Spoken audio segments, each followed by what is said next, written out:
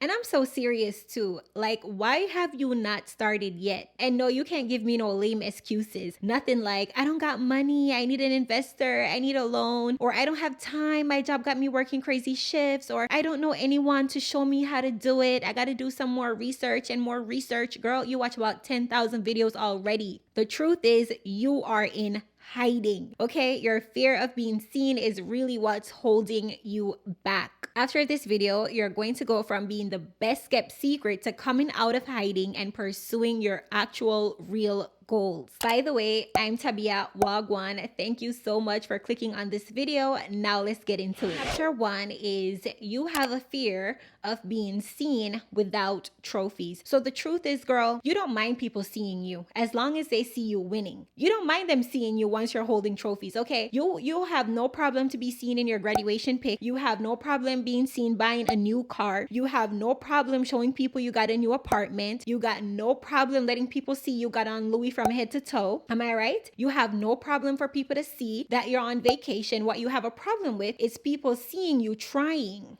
Yeah. You didn't know I was going to call you out so strong, right?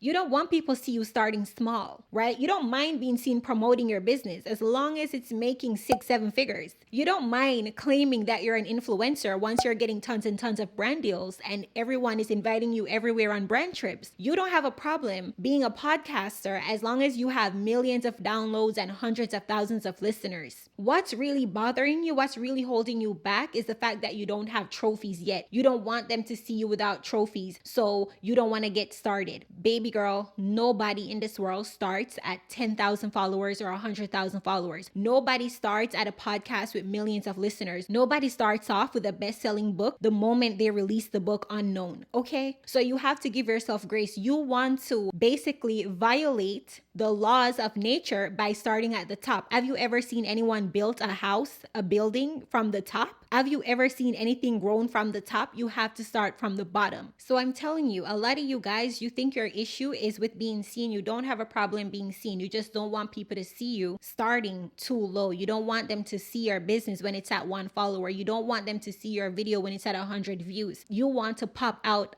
on top, but that's not how it's going to work. So if that's what you're waiting on, then that's not going to happen, right? You're afraid that people are going to judge you if they see you day one. You're scared of being judged. And let me tell you something, sis. People don't care about you half as much as you think they do. Like, I learned about something called the spotlight effect. And what that states is that everyone thinks the spotlight is always on them, when really and truly the spotlight is on everyone at all times, okay? You are not the main character of anyone's life. Everyone is their own main character, meaning they're thinking about themselves 24/7. Even if they come across your content, they're not even thinking about you. They're thinking, okay, how can this content help me? Or what is in this for me? They're not thinking about you, okay? People are out here living real lives, okay? Life be lifing for a lot of people. People got rent they gotta pay. They got bills that are due. They got mama drama, papa drama. They got baby father drama, husband drama, relationship problems, assignments that's due, work that they gotta clock into. People really be out here thinking about themselves and what they got going on. So if you think that people are gonna spend a whole day judging you, laughing at you, critiquing you, pulling you down, like, sis, that is a fantasy. That's not gonna happen, okay? Right now, as I'm talking right now, you're seeing me, but you're really thinking about yourself, to be honest.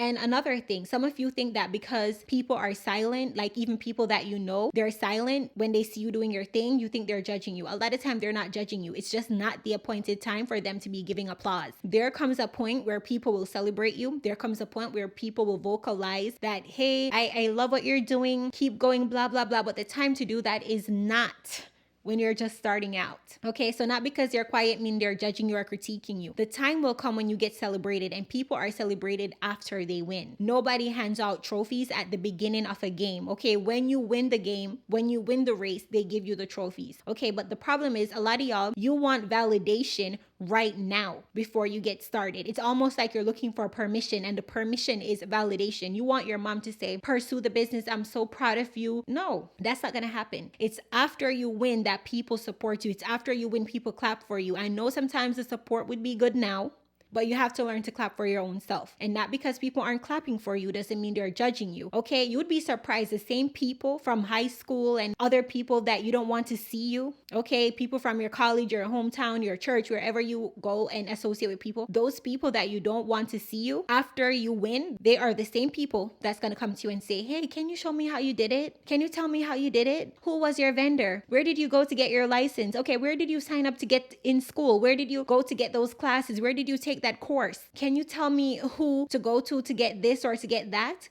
So the same people that you think is judging you is the same people that's going to be asking you to put them on later, right? You're going to inspire them later. Not everyone is out to get you, sis. It's your own mind. Your own mind is trying to keep you and protect you from these fictitious imaginary fears, okay? So as I was saying before, stop wanting people to validate you now. The day for validation is going to come, but it's not while you're doing the work, and it's not when you're just starting. It's after you win. Don't want claps and cheers now. You want the claps, the cheers, the trophies, the celebration just because you get started. That's not going to ever happen. So if that's what you're waiting for, sis, you're going to be waiting until the day you're put in the grave. God forbid.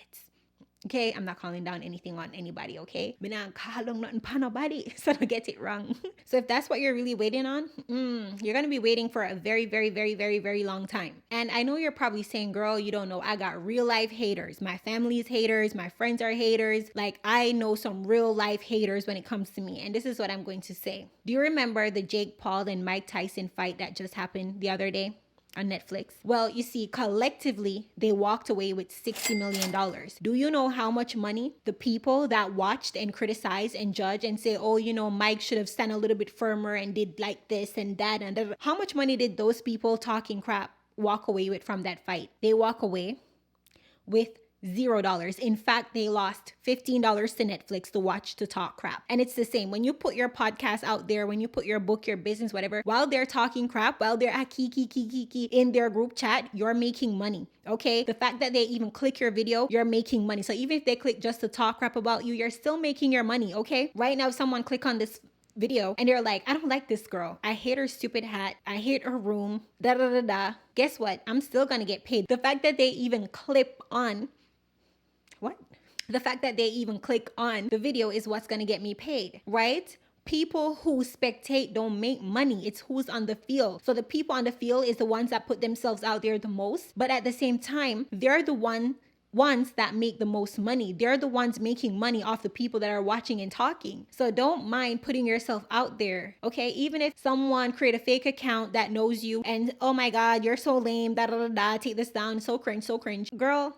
those comments are going to make your video go more viral. So when they're hating on you, listen, social media don't just reward positive comments, okay? Engagement gets videos pushed out. So even if all the comments is of haters saying bad things about you, sis, your content would be pushed out and you would make money from that. So welcome it all, good, bad, whatever, okay? Every view, every click. So even if they want to judge, you're still the one that's going to get paid. Mike Tyson and Jake Paul, they got paid despite whatever anyone want to say about them, okay? Collectively, I think they made like 60 million because that's what happened when you're the one doing the creating. That's what happens when you're the one that's on the field. When you're sitting on the bench criticizing, talking about everyone, you don't get nothing. So if they want to send it in the group chat and they all want to click, good for you, because social media is going to see that they're sharing the video and they're going to push it out more to more people, okay? Thank you. So this part of the video is chapter 2, which is you have a fear of not being seen as perfect. So you are crippled by your own high self-expectation and your own high standards. So nobody is expecting you to show up with a blurry background. Nobody's expecting you to film on a Sony camera with a 1.4 aperture. Nobody is expecting you to use the most expensive microphone you can find. Nobody is expecting you to have a podcast studio set up. Nobody is expecting you to serve aesthetic. Nobody's expecting you to show up with luxury. Nobody is expecting you to show up looking a certain way, right? You are the one that's projecting these things onto other people. You think, okay, the standard is this and I need to show up as this. No, babes, that's your standards. People have zero expectations and standards when they see content or when they see things. Apart from, yes, you know, you want it to be good, but what makes it good? A good piece of content is messaging. It's if I gave you a hook and I deliver on the hook. If I click on a video that says how to make scrambled eggs, I expect for you to show me how to do scrambled eggs. I don't expect you to show me how aesthetic your home is. Once you show me me what you said you were going to show me, that was all the expectation I had. And if you had crazy edits and 4K nice camera and this and the third, and I did not get what I clicked on the video for, or if you hooked me on Instagram by saying something and I watch and it was something else and you didn't deliver, that's when I would have a problem. I don't have a problem if you're not wearing Chanel. I don't have a problem with those things. You're the one who is saying that people need that from you. Nobody needs that from you. Just give value, sis. Just do what you got to do. People don't expect anything specific from you. You're the one who has these specific expectations and you're projecting it onto others. And a lot of times what's happening is that you're insecure. What's really happening is that you don't believe that what you have is of value enough. So you try to overcompensate by having all these bells and whistles and money and packaging and this and that, because you do not believe that what you carry naturally and organically in its raw or nearest to raw state is good enough. So you think you need to add a transition and you need to get better at editing. You need to have a pop-up every 2-3 seconds to annoy people. Those are your own standards and expectation. I hope I'm explaining this like you're really getting this, right? So I need you to assess the things that I think I need. Do I really need it? Do I really need the things, or is it that my ego needs it? Is it that my audience would appreciate it, or would I be appreciated being seen with it? Do you understand what I'm trying to communicate to you right now? Stop projecting your pride onto other people. Stop projecting your standards onto other people. You are the one that's holding yourself to those standards and those expectations. Nobody is, okay? People will watch, buy, whatever, as long as it's actually good and fulfill a promise. Whatever promise you make, once you fulfill it, people are good, okay? They don't need the bells and whistles. Your ego needs it. So now we're getting into chapter 3 of this video, which is handicapped in your mind. So there is people out here with not even half your talent, not even half your resources, half your skill sets, half your training, half your degrees, half anything that you are, half your looks, half anything, right? And they are running circles around you doing what you want to do because they're willing to put themselves out there. I wholeheartedly believe the best author had not yet published your book. The best singer had not gotten into a studio yet and recorded a song, because people have such poor self-image of themselves, low self-esteem, doubt. Those are the real dream killers, if we're being honest. Like, do you know you cannot have a single disability preventing you from doing the things that you really want to do, right? So you have perfect health, perfect strength. Every part of your body is working the way it's supposed to work.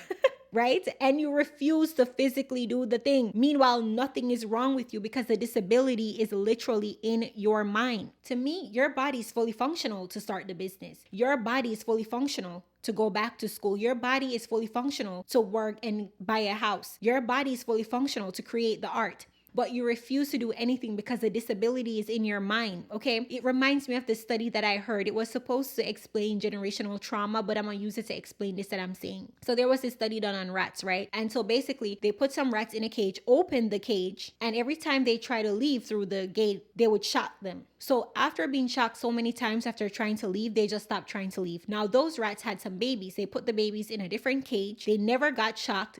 The gate is wide open and they refuse to leave. This is not about rats, sis. This is about you. Nobody's gatekeeping you for real. The door is wide open. The gate is wide open. Nobody's gatekeeping you from uploading your content. Nobody's stopping you from being an influencer. Nobody's stopping you from being a podcaster. Nobody is stopping you from uploading your YouTube video. Nobody's stopping you from being an actor. Nobody's stopping you from creating your art. Nobody's stopping you from writing your book. Nobody's stopping you from going back to school. All these things that you have holding you back is all in your mind. You have this imaginary gate. It's all open to you, but you refuse to get out of your mental cage of insecurity, your mental cage of self-doubt, your mental cage of what people's gonna say, people's opinion, your parents' opinion, your parents' advice. My question to you is, how long are you going to keep letting disability in your mind? Because we all know it's not physical right now, okay? So I saw this guy, right? He was 80 years old and he recently started his YouTube, and he's about 3.5 subscribers in about a month or so. He's 80 years old, and what's really impressive to me and what touched my heart the most is that he's the one editing his videos. He said he used CapCut. He makes his own thumbnail. He scripts his own video, record them, everything. Meanwhile, there is someone watching this video that want to put out content that's saying, I don't know how to edit. I don't understand how to record. And an 80-year-old man started before you and is doing everything himself and completely figured it out. And you're young and you know how to use every social media app. You know how to use every computer. You know how to use everything. And you are sitting there in excuses while an 80-year-old man is running circles around you. I saw a guy that was giving speeches that had no arms and no legs. I saw another guy entering a fitness competition and he had some type of paralysis, right? He can't really stand for long, but he builds like the muscle to be able to stand and enter this competition. And I'm like, wow, if these people have physical disabilities and still entering competition, still doing content, still writing books, still being speakers, and a lot of people have fully functioning bodies with health, strength, and they can't do nothing. So that lets you know right there that the disability is not with anything physical. We can't see what's wrong with them. What's wrong with them is in their mind. And so today I'm just trying to encourage somebody, like, don't let the fear of not being seen as perfect hold you back. Don't let the fear of not being seen with a trophy hold you back. Don't let your mind handicap you. If I could have had laziness to your list as one of your issues, I want you to watch my recent video that I uploaded. It will be somewhere on the screen. Thank you so much for watching. Bye.